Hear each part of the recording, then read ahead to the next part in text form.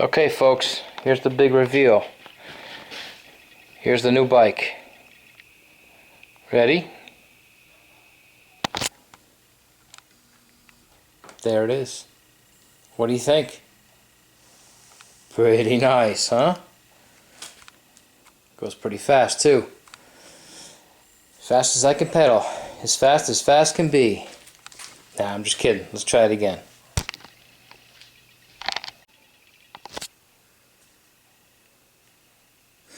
There it is.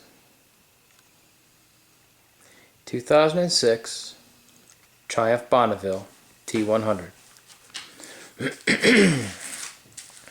I've always liked the old school look of the Bonneville. Well, I shouldn't say always. I mean, they only came out a handful of years ago with them once again, but even the old ones I always thought were really cool. Never thought I would own one, I have to admit. I'm a Harley guy. Still am. It's my first choice by far, but I've come to have a fond appreciation for British motorcycles, and the Triumph in particular.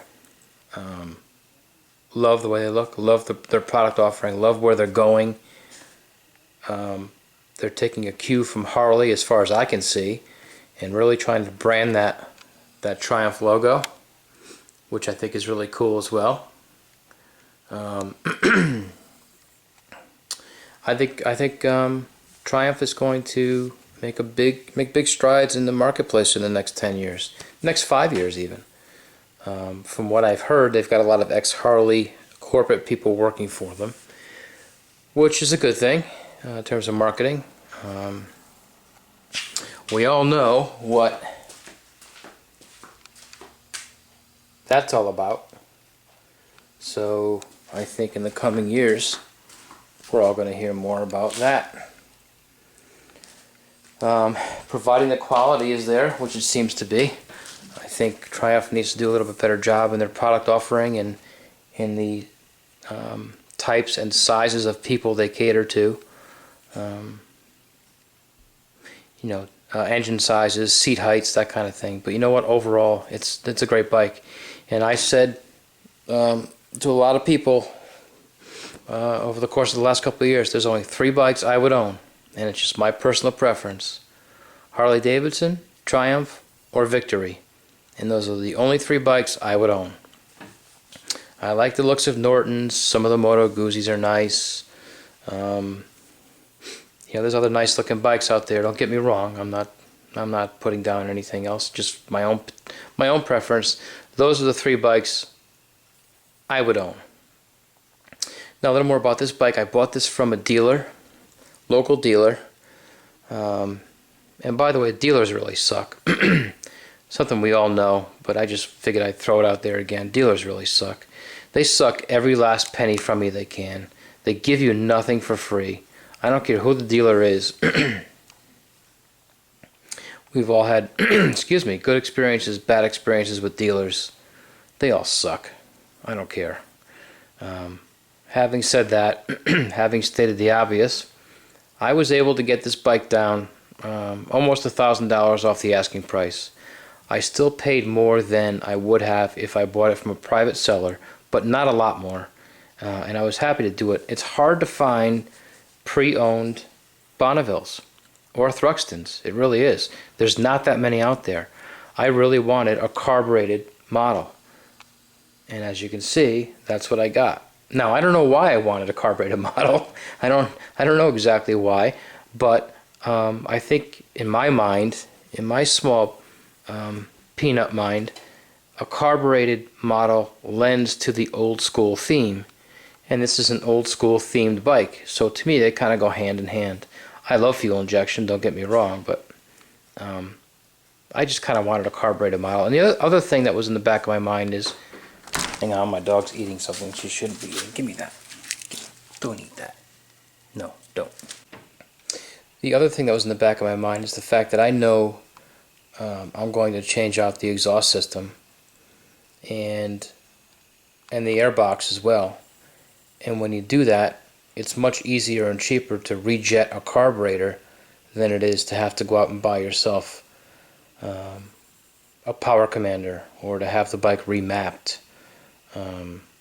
there's no electronics there in terms of fuel management, and that's kind of nice in a way. I don't plan on riding through the Rocky Mountains, so I don't plan on being on any really high altitude rides where it's going to affect the carburation. Whereas fuel injection would automatically adjust for that, so I'm not too worried about it. But anyway, here's a close-up of the bike. The person who owned this bike bought the bike in 2006 when it was brand new from the same dealer I bought it from. Apparently he was an older gentleman, took very, very good care of the bike, and that's obvious. It was garaged every winter. He has a battery tender. Where the hell is it? I can't see it from back there, sorry. Right there, he's got a battery tender connector right there. It's only got 2,375 miles, so it's barely broken in. It's in really good shape. It needs to be compounded. I have some compound here. I've got a buffer, and I'll take to it over the weekend. But the tank is in really good shape. I don't know if you can really tell from the fluorescent lights I have here in the garage, but the tank is in really good condition. Overall, it's in really good condition. It came with a couple of extras, which I do not plan on keeping. One of them is this backrest. It's a Triumph backrest. I've looked online, and this sells brand new for $250 plus shipping. This is in excellent condition, so I'm going to put it on eBay.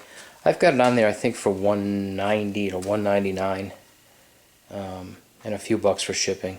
But if anybody wants it, let me know, and we can talk about a price. I'm not going to use it. This back fender is going to go. British Customs makes a fender removal kit that I'm going to get rid of this back fender. I know it all fits in with the old school theme, but it's the one thing about the bike I'd like to change. As much as I like the old school look, I guess the changes I want to make are going to make it more new school, but I don't know. Whatever, we'll see how it goes. I can always change it back. So I'm going to remove the fender. I'm going to take off the seat, wrap that up, and put it away. Hang on to it. I'd like to put a Thruxton seat on here, and maybe at some point put a cowl on the back to match the gas tank. But in the meantime, just put a Thruxton seat and get rid of that rear fender. I'd like to put shocks on it tomorrow and drop it down 1 inch in the back and 1 inch in the front. I was going to use shocks from a company called Tech Bike Parts, whom a good friend of ours, I think we all know who he is, has used and recommended, and I guess I could say endorses to a certain extent. However, they are out of stock until the end of August, 30 days from now, at least. And I do not want to wait 30 days to put a new suspension on this bike and lower it a little bit. So I'm going to have to go out and spend a little bit more money and get a different shock. If anybody has any recommendations on a shock, I'd love to hear them. Something reasonably priced. If they're reservoir type shocks, that's great. If they're not, that's okay too. So that's the first change I'm going to make. Again, that backrest is going to go, and I'm going to change the seat and get rid of that rear fender. I already got rid of the mirrors and put these bar mirrors on, or handlebar end mirrors, or whatever the hell you call them. Looks a whole lot different, a whole lot better with these mirrors on it. So that change has been done. When I first bought the bike, I wasn't thrilled with this color. And the first thing I went out and bought was something that, my first thought was, well, I'll have it painted. Well, this is the original color, and one thing about Bonneville's is they hold their value pretty well. And if I ever go to sell it, it'd be nice to have the original tank, the original paint, because I tend to take care of things. I know it'll be in good shape when I go to sell it, so painting is probably not an option. So I went out and I bought something I thought, was really cool.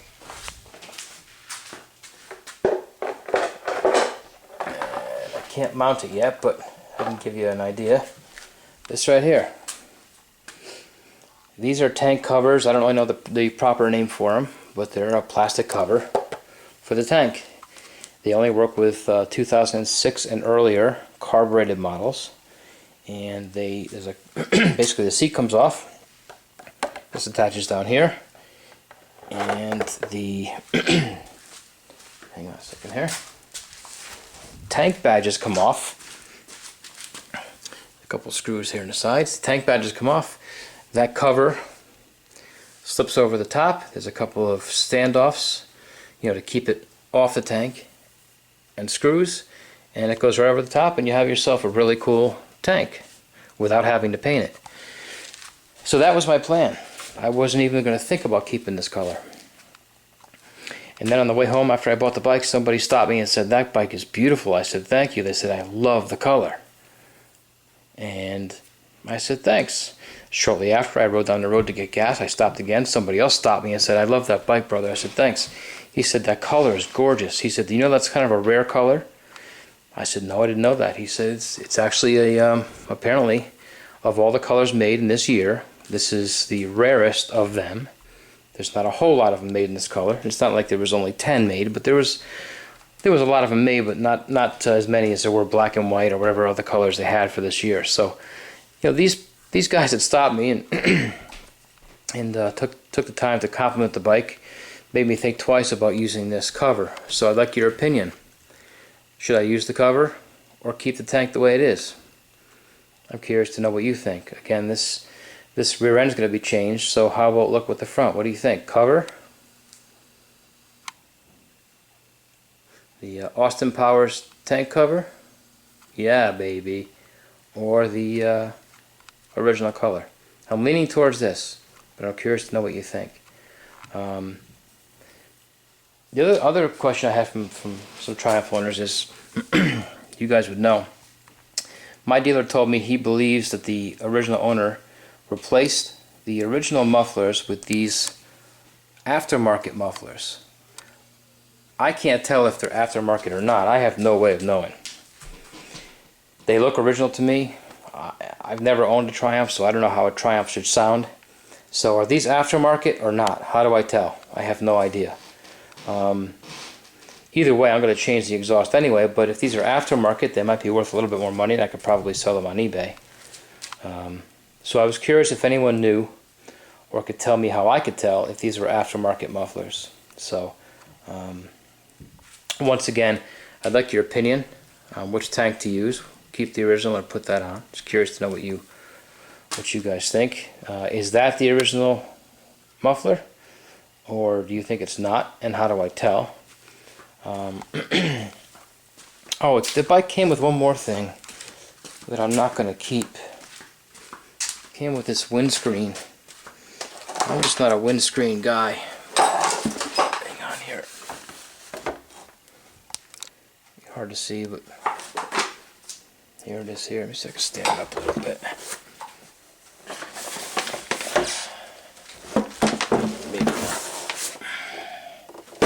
There it is. Hard to see, but there it is. It's a you know, OEM windscreen, Triumph windscreen. All the mounting hardware is here. I'm going to put it on eBay as well. It's just not something that I need or want, you know, so that's going to go too. So the backrest and the windscreen are going to go, and you know, if I decide not to use this tank cover, I think I may sell it as well. And these are very hard to find. You can't find these anymore on the internet. So that may go as well. So anyway, that's it. This is a long-winded video. It's that's an overview, I guess, and a walk around of the bike.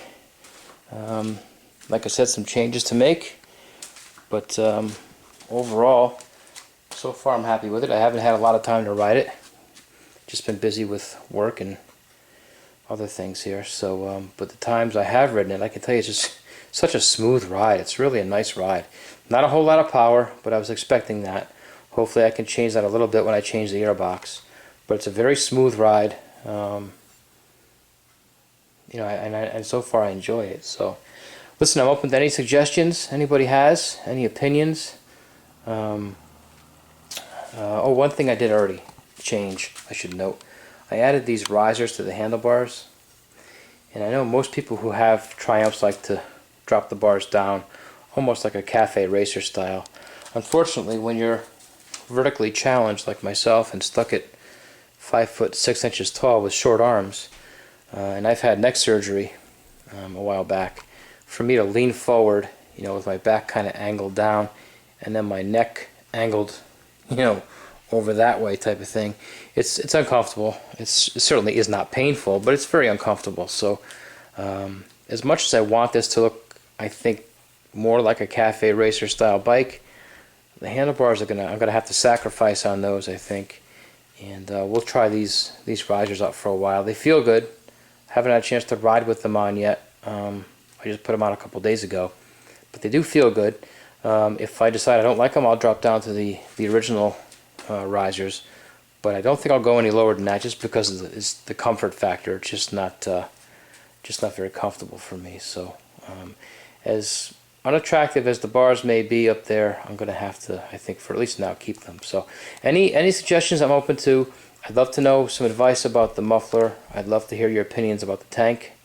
And I guess one last question I have for current Triumph owners. The manual says to run 100% synthetic oil or a blend, synthetic blend. My dealer says only synthetic, don't use a blend. I changed the oil. First thing I did when I got it home was change the oil. I put 100% synthetic in, but I also have a full gallon of synthetic blend that I thought I might use next time. So my question is, if I run synthetic now, can I use a blend next time, or do I have to keep on using synthetic, 100% synthetic? Just curious as to what you guys think about that. And I'll stop talking now. And there's the big reveal. Not such a big reveal after all, but I'm happy with it so far, and love to hear your thoughts. I'll as I do a little bit more to the bike, I'll post a couple more videos and try and be more active on YouTube. So thanks for your patience in putting up with my long-winded video, and once again, please post some comments below. Cheers.